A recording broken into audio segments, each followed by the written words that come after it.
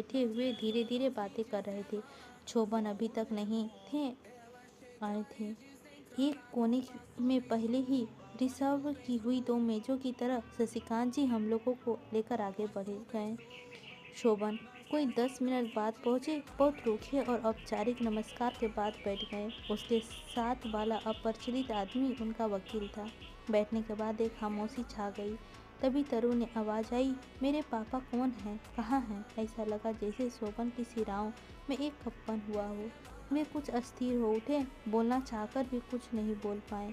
मैं जड़ हुई पत्थर सी बैठी रही। शशिकांत जी ने परिस्थिति को संभाला, धीरे से बोले, ठहर जा बेटे, अभी आते हैं तेरे पापा। जाने क्यों मेरी आंखें भर आई और मैंने देखा। 2 पल रुककर शोभन अपनी कुर्सी से उठे और तरु को उन्होंने बाहों में भर लिया। तरु इस अन्यास प्यार से सहम गई। उसकी बाहों में छूटने के बाद छटपटाने लगी। तभी शोभन ने कहा, मैं हूँ तेरा पापा बेटा, मैं हूँ तेरे पापा। स्वर्ग से ऐसे लगा कि थोड़े आर्द्र हो आए हैं।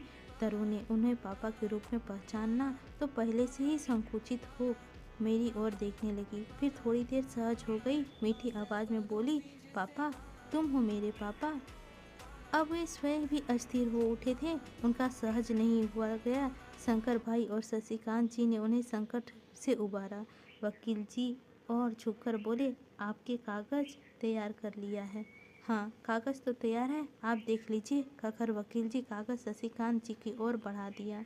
मोटे स्टम्प पेपर में बने टाइप किए हुए अक्षरों में क्या लिखा है उस समय चाहकर भी मैं न देख सकी।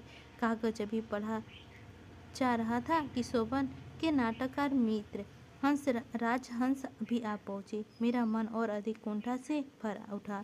शशिकांत जी ने वह कागज उन्हें भी पढ़ाया। मैं जानती हूँ कि वह कागज पहले से ही पढ़ चुके होंगे, लेकिन फिर भी उन्होंने पढ़ने का नाटक किया।